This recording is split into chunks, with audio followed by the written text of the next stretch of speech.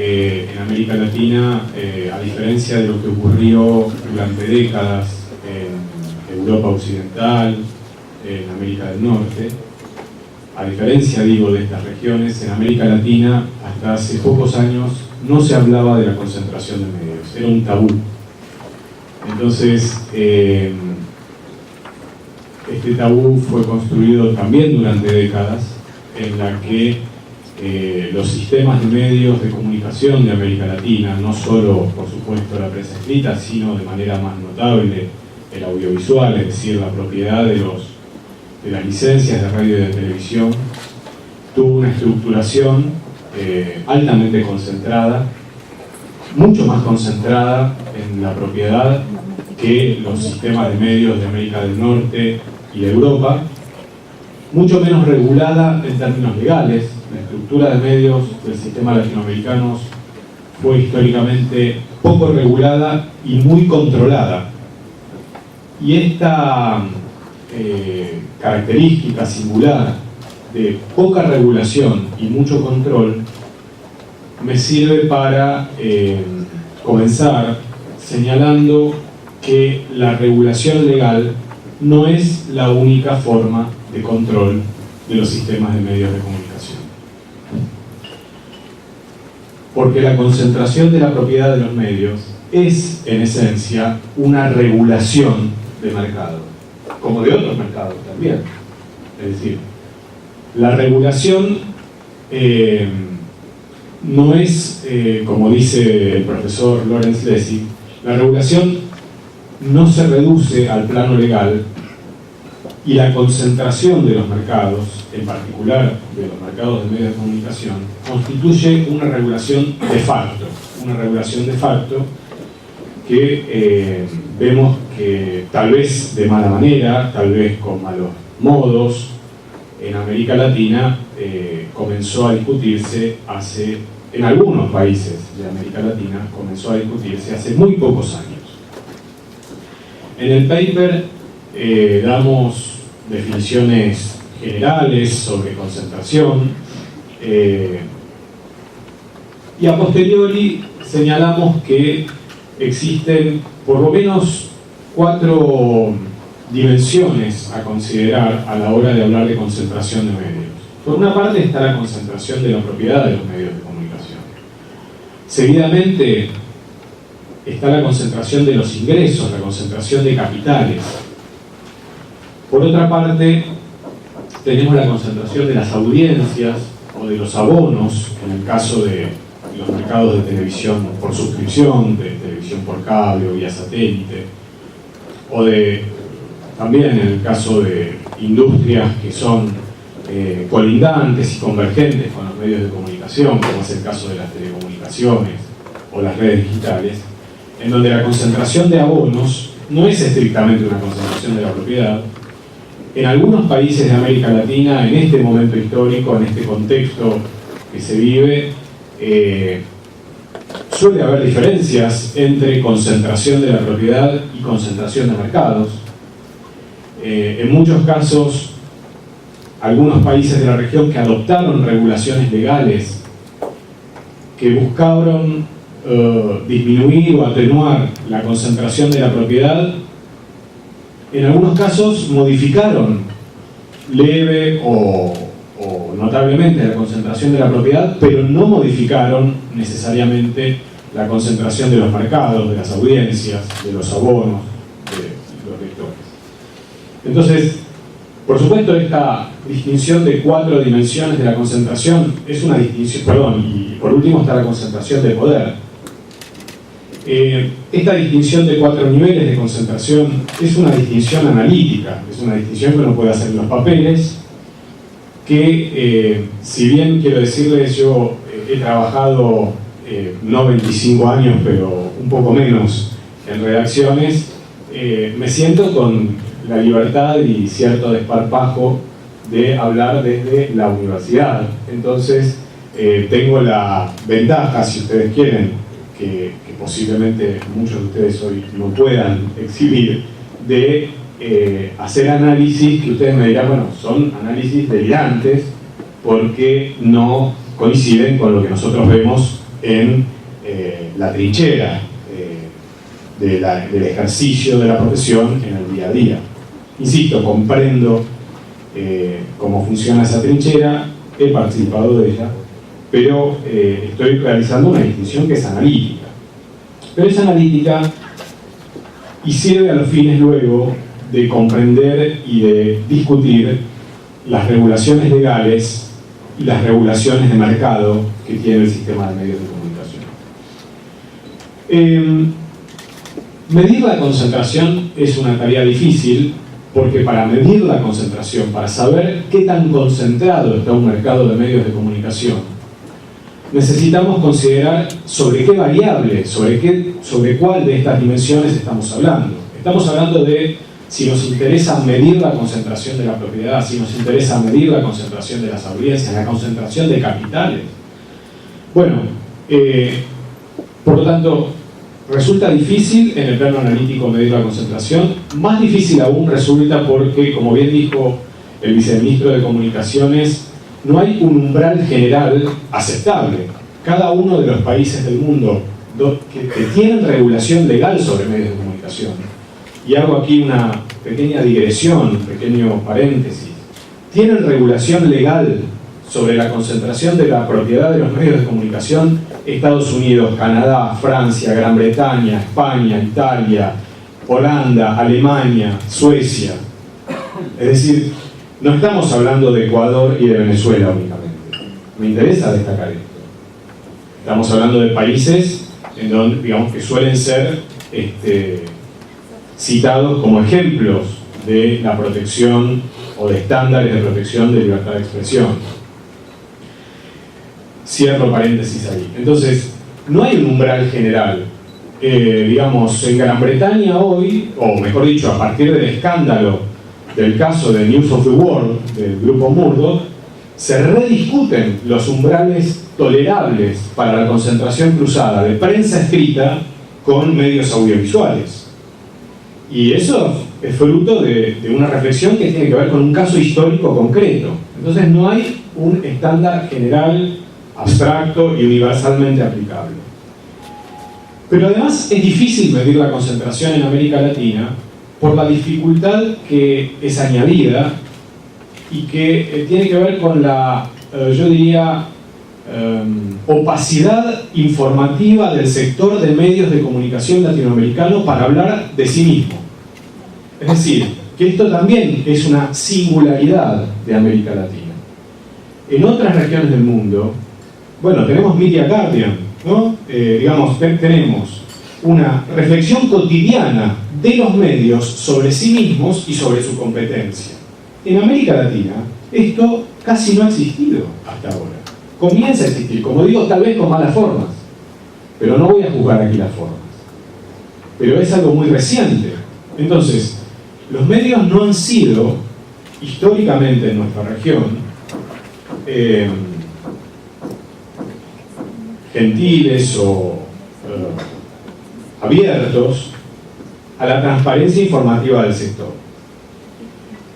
En el paper se trabajan, yo diría, dos grandes esquemas sobre cómo concebir filosófica, política, ideológicamente a la concentración de la propiedad de los medios, que son dos, están caracterizados en el trabajo como dos tipos ideales, como dos arquetipos, que por supuesto en la práctica concreta, en la realidad, son arquetipos que se van confundiendo, a veces en argumentos, pero que es posible distinguir cuando nosotros analizamos los debates políticos en América Latina, estos dos arquetipos, que son por un lado el arquetipo liberal, digamos, la tradición de la libre expresión que proviene de las luchas contra el absolutismo monárquico, digamos, en donde el Estado es la única amenaza a la libertad de expresión. Entonces, todos los resortes regulatorios para defender la libertad de expresión consisten básicamente en impedir que el Estado se meta en el tema. Esa es una tradición. Y hay otra tradición, más reciente, más contemporánea, que es la tradición, digamos, del debate público robusto, que es una tradición pluralista, se denomina así, que reconoce, por supuesto, al Estado como una potencial fuente de amenazas al ejercicio de la libre expresión, al derecho a la libre expresión. Pero no solo al Estado, sino también, por ejemplo, a la propiedad concentrada de los medios de comunicación. Es decir, y lo he escuchado también esta mañana aquí, y es normal, digamos, ocurre, lo tenemos naturalizado. Muchas veces aludimos al poder como sinónimo del poder político. Pero esta segunda tradición reconoce que el poder político, el Estado, los gobiernos, son parte, por supuesto, ineludible del poder, y es una esfera que hay que contemplar. Pero no son el único poder. Por lo tanto, hay otros poderes que también amenazan el ejercicio de la libertad de expresión. No ya de quienes tienen acceso a los medios, que es una minoría en todos los países del mundo, sino del conjunto de la ciudadanía, del pasto de la metáfora de los elefantes. Es decir, ¿quién defiende al pasto, digamos? Porque, en teoría, el derecho a la libertad de expresión es un derecho social, es un derecho de la comunidad. No es un derecho únicamente de quienes ejercen el periodismo, ni es un derecho únicamente de quienes tienen la titularidad de licencias audiovisuales o la propiedad de medios escritos. Los estándares del sistema interamericano de derechos humanos, que coincido con John en la necesidad de defenderlo por muchas causas. La primera y principal, por lo que dijo John, que es posiblemente el consenso básico que tenemos de defensa de valores democráticos en el continente. Pero además, porque los estándares de defensa de libertad de expresión del sistema interamericano de derechos humanos tienen una argumentación muy sólida, muy sólida. Entonces, estos estándares, cuando nos hablan de la concentración de la propiedad como una amenaza indirecta a la libertad de expresión, y así lo conciben los estándares de libertad de expresión del sistema interamericano de derechos humanos, nos están alertando acerca de que el Estado no es el único poder. Por supuesto, concentración de la propiedad, y esto lo vemos en la América Latina de hoy, del año 2014, la puede ejercer el Estado. Lo ocurre en muchos países donde el Estado concentra licencias audiovisuales e incluso medios escritos, y también lo pueden ejercer el sector privado.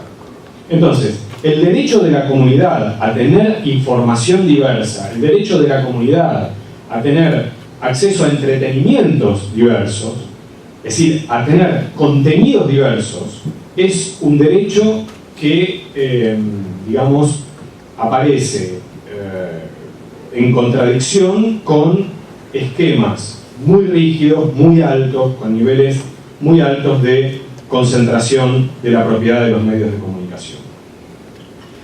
En el trabajo yo he intentado sintetizar, reconozco que es un ejercicio esquemático, algunos de los efectos y algunas de las constataciones que el examen de la historia de los medios de comunicación en América Latina nos permite afirmar. Afirmaciones que, en mi caso, entiendo que se pueden defender, digamos. Estas afirmaciones son: América Latina, en términos comparativos, exhibe niveles de concentración de la propiedad, niveles de concentración de capitales, niveles de concentración de mercados y audiencias muy superiores a los de otras regiones del mundo. Históricamente, la concentración en América Latina tuvo poca regulación legal. Es decir, que con esto lo que quiero es discutir el sentido común de que la regulación legal va en contra de la libertad de expresión. Históricamente en América Latina, la relación entre medios, dueños de medios y gobiernos es una relación que, al no haber regulación legal, pasó por otros canales, por canales informales. Entonces, lamento decir esto porque reconozco que es incómodo para todos los latinoamericanos, incluyéndome, por supuesto. Pero esto también hay que reconocerlo. Es decir, en otras regiones del mundo, la regulación legal en el sector de medios de comunicación no solamente no intentó conculcar el derecho a la libertad de expresión de la sociedad, sino que intentó poner sobre la mesa reglas de juego que transparentaran la relación poco transparente que en América Latina han tenido los dueños de los medios con los gobiernos de turno. La ausencia de regulación legal, por lo tanto, orientó en muchos países la atención central hacia la necesidad de adoptar normas legales. Y la resistencia a tratar el tema de la concentración en América Latina durante décadas por parte de los principales grupos de medios de comunicación, fíjense la reacción de Televisa con la reforma constitucional de México ahora mismo, o de Telmex, para citar un país en donde, digamos, no estoy citando nuevamente a Maduro o a Correa o eventualmente a Cristina Fernández de Kirchner, estoy citando a Enrique Peña Nieto, el llamado telepresidente hasta hace tan solo 2 años, que promueve una reforma constitucional que toca el interés de las familias Carga, familia que a su vez me sirve de ejemplo ideal para justamente ejemplificar la relación entre medios y gobiernos en nuestra región. Bueno, el sentido común de que regular la concentración de la propiedad afectaría la libertad de expresión es un sentido común que en la última década en América Latina está siendo cuestionado. En algunos países de la región está siendo cuestionado. Por supuesto, no está siendo cuestionado necesariamente bajo la tradición de ese debate público robusto o de la tradición pluralista que el documento explora, pero está siendo discutido de manera fuerte. Las nuevas regulaciones adoptadas en algunos países de América Latina conciben a la libertad de expresión como una antítesis de la concentración de la propiedad. La concentración de la propiedad en cada país latinoamericano asume distintas modalidades. No es lo mismo la concentración de la prensa escrita en Perú o en Chile, que es comparativamente con el resto de los países altísima, que la concentración conglomeral de conglomerados que están en todos los vectores de los medios de comunicación que tiene la Argentina o que tiene Brasil, con el Grupo Globo, con el Grupo Clarín. Entonces, cada país tiene distintas características al respecto. En la composición del capital de los grupos concentrados de medios en América Latina también ha habido cambios en las últimas décadas. Por razones de tiempo no voy a detallar esos cambios, pero son cambios interesantes que nos hablan también de ciertas rupturas en las relaciones entre sistema político y sistema de medios, porque la composición del capital de los medios de comunicación latinoamericanos está cambiando con una progresiva financiarización, extranjerización y convergencia. La concentración de la propiedad tiende a la reducción de fuentes informativas, tiende a la homogeneización de géneros y formatos, tiende a la unificación editorial en temas sensibles, tiende a la resistencia de los actores concentrados a brindar contraprestaciones sociales, económicas o políticas de interés público por su mayor capacidad de lobby, tiende a desarrollar un sistema de apropiación de derechos exclusivos de transmisión de eventos de interés público, tiende a la centralización geográfica de la producción y de la programación. En suma, la concentración de la propiedad puede también afectar a la autocensura de los trabajadores. Dicho esto, que entiendo que es una mirada muy crítica sobre los procesos de concentración, voy a cerrar listando una serie de paradojas que encuentro en varios países de la región donde se adoptaron regulaciones legales que intentan disminuir, por lo menos en su enunciado, la concentración de la propiedad. Paradojas que enuncio básicamente para habilitar la discusión posterior y porque no sería honesto intelectualmente de mi parte citar los efectos negativos que tiene la concentración de la propiedad sin, al mismo tiempo, señalar que no hay remedios eficaces, universales, contra la concentración de la propiedad como estructura del sistema de medios. primera paradoja es que la regulación legal no es por sí misma eficaz para resolver un problema estructural. Sería algo metafísico pensar que la institución legal, la institucionalidad legal de un acuerdo a través de una ley emitida por un Congreso o un decreto emitido por un Poder Ejecutivo, por sí misma soluciona problemas estructurales que se arrastran durante décadas. Segundo, la eventual disminución de la concentración de la propiedad no significa automáticamente una descentralización de los capitales. En el caso argentino, ahora mismo hay un proceso de adecuación de los medios concentrados a la ley audiovisual validada en su constitucionalidad por la Corte Suprema de Justicia. Por ejemplo, el Grupo Clarín, no es el único, por ejemplo.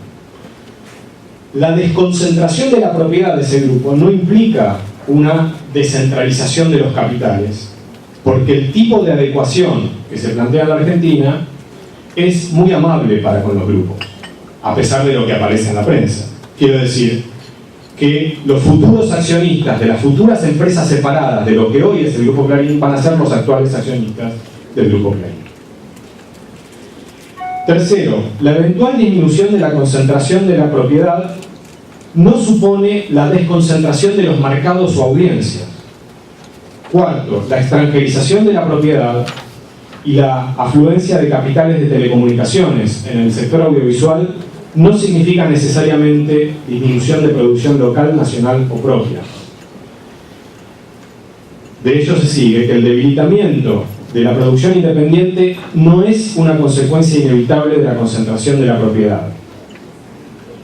Luego, la disminución de la concentración de la propiedad no incrementa como única variable independiente la diversidad de contenidos. Y cerraría con lo siguiente: la denuncia de la actual concentración privada por parte de grupos históricos, Cisneros, Televisa, etc., logra alianzas sociales y políticas más amplias que la denuncia de la concentración en general.